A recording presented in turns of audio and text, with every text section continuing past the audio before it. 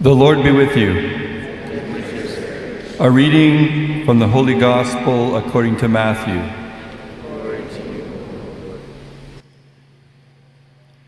Peter came and said to Jesus, "Lord, how often should I forgive my brother or sister if they sin against me?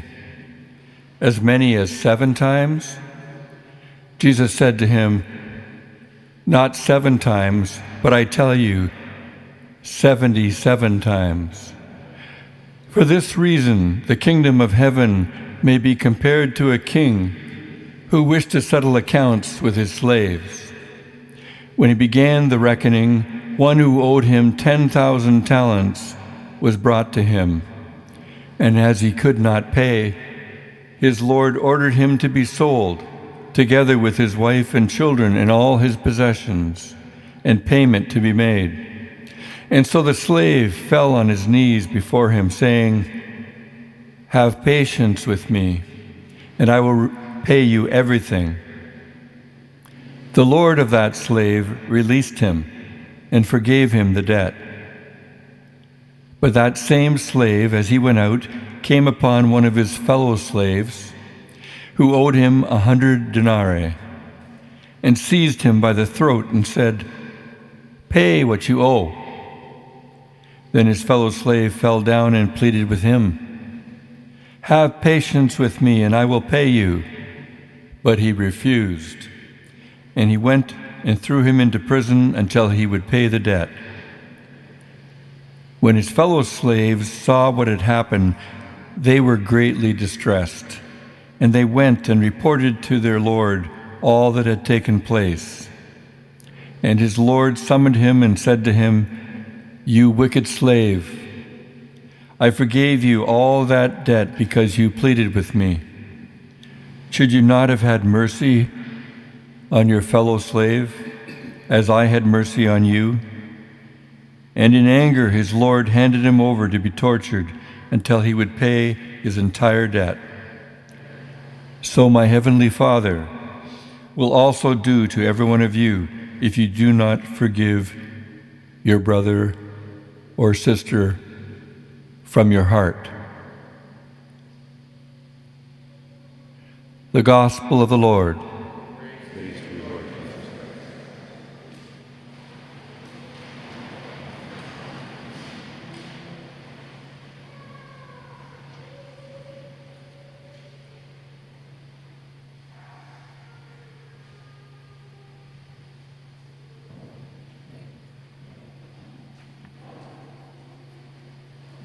My dear faithful,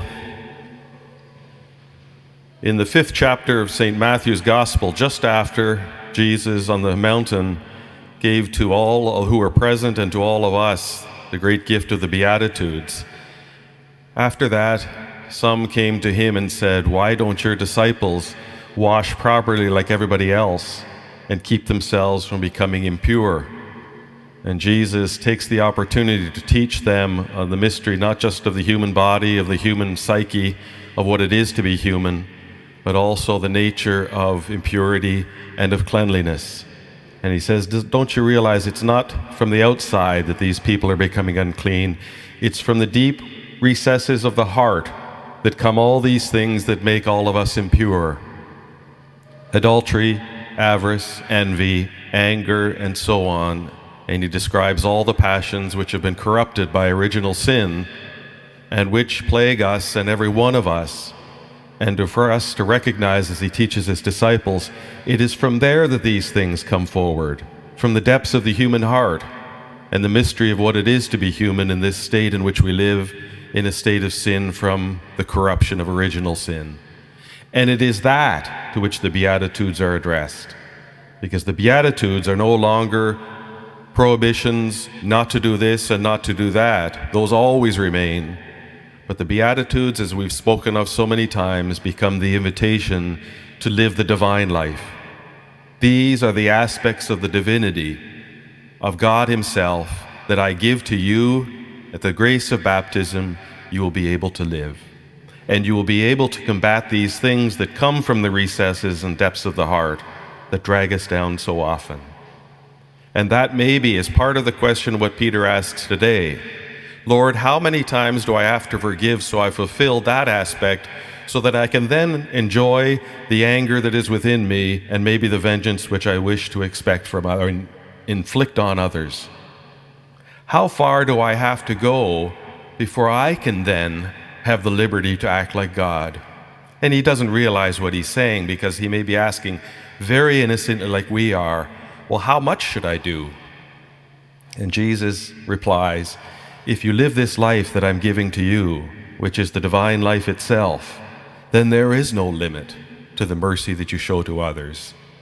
And the concentration then needs to be on the anger that resides within you and why you haven't been able to dispel something that wells up within us naturally because these passions are part of our life.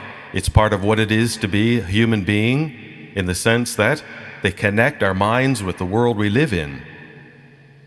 But in living the divine life with the graces the Lord gives to us, he also gives us the remedy to make sure that the wrath that might exist within us does not tear us apart. This notion of anger is one that is a vein through all of literature from the earliest of times, from the Greeks right through till modern day. From Homer and the wrath and anger of Achilles, all the way through the vein of literature that exists for us, from the Count of Monte Cristo to the movies that we see today, movies that say to us, if someone does this bad thing against you, then you can do anything you want. And the audience that reads the play or that watches the movie or reads the novel wishes to enter into that, to enjoy the anger, which is that detriment to all of us. And the most sublime authors, those who investigate this reality of human life so beautifully, reflect on the fact that the anger is killing the person. Achilles, Dumas reflects on that it is only when that person gives up that enjoyment of the anger that then floods into them that forgiveness and mercy that they can extend to others and finally free themselves from the enslavement that they've put themselves under. And this is to what Jesus is speaking of, and also in the first reading. Do not corrupt the gifts that I give to you. Do not allow these things to fester within your hearts.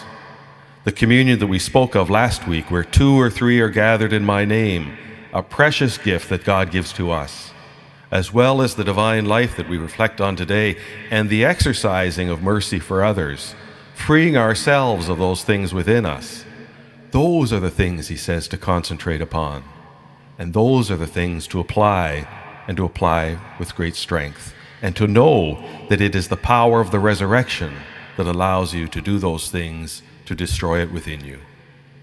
The simple remedy, we have so many, but the simplest is reflect on your last days. Reflect on what your end will be. And on what grounds then do you have to hold anger and wrath against your brother or sister? But also, maybe deeper in our hearts, reflect on the gift that you have been given. Do not allow this to corrupt. Do not allow something like any kind of sin to break the communion among us, nor an anger or wrath to dispel that communion, but the mercy and graciousness that we show to one another. And allow these things to satisfy. And so, brothers and sisters, let us think of our final end.